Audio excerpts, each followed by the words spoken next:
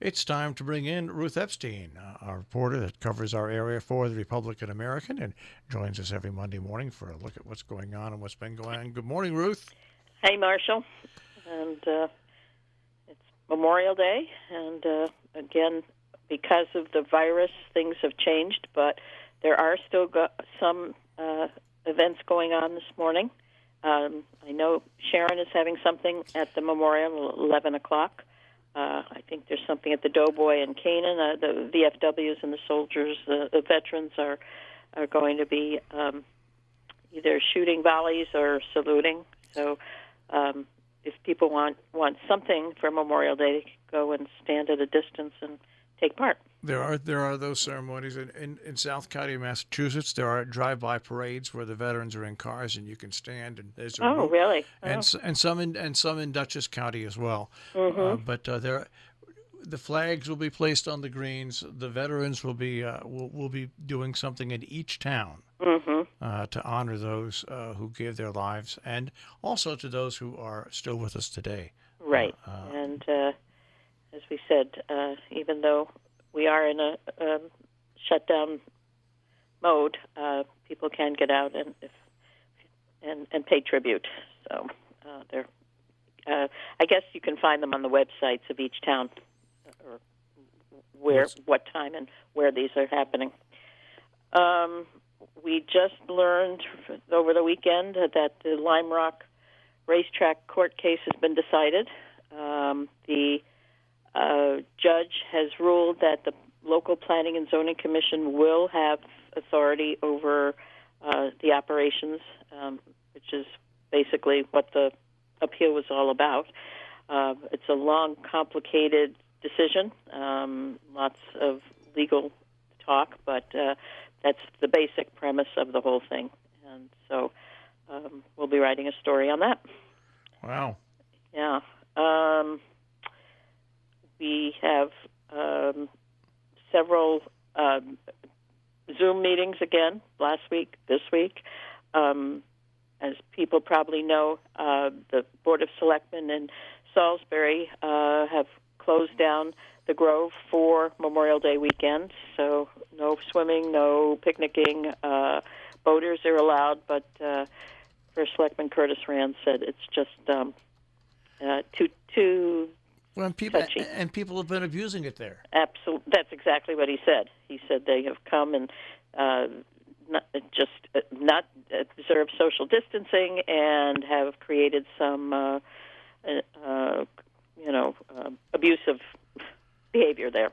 So nobody will be going to the beach today, which is unfortunate. And we had some other stories in the communications subcommittee at the high school.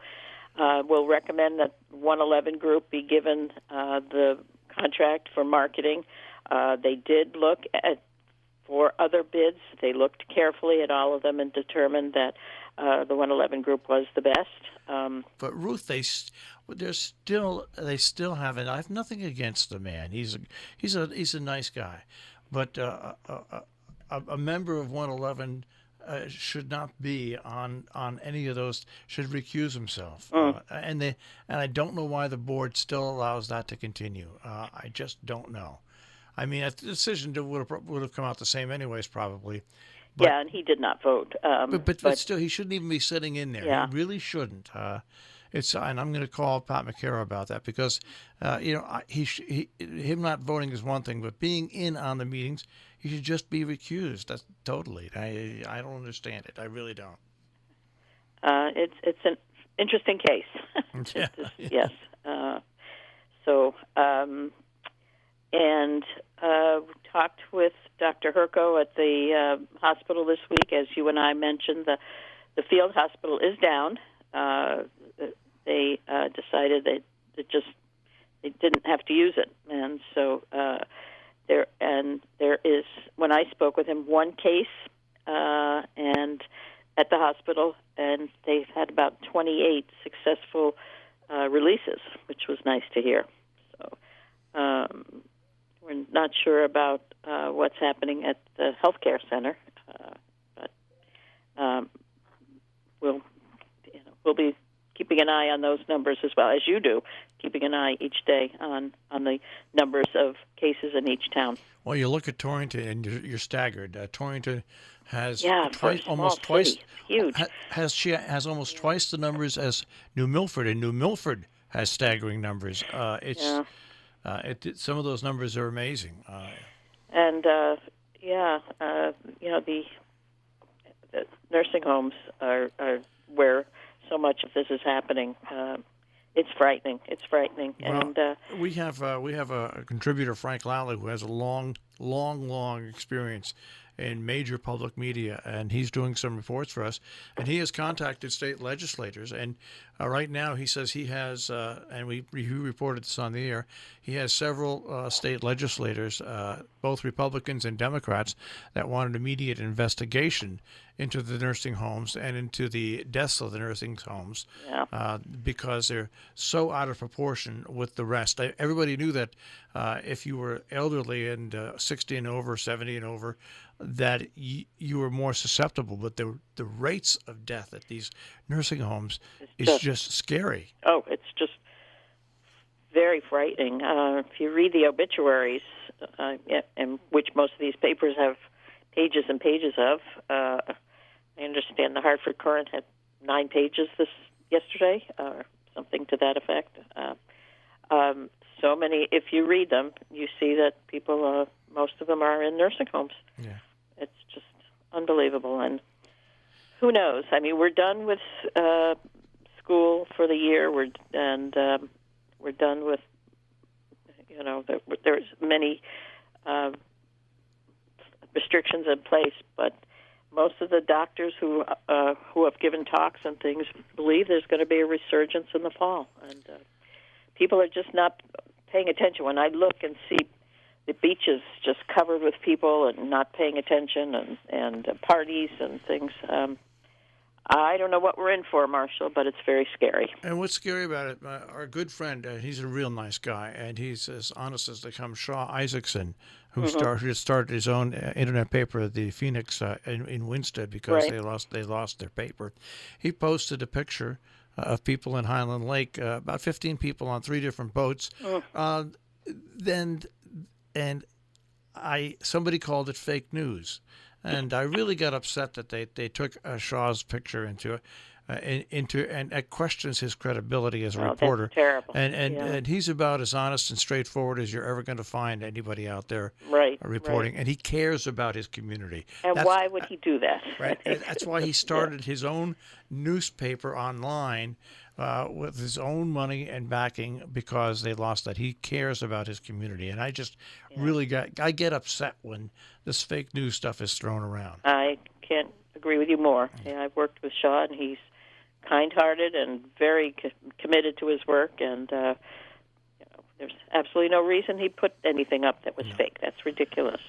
People just don't want to observe the rules, and I think it's going to come back and hit us strongly. I'm fearful. Yeah.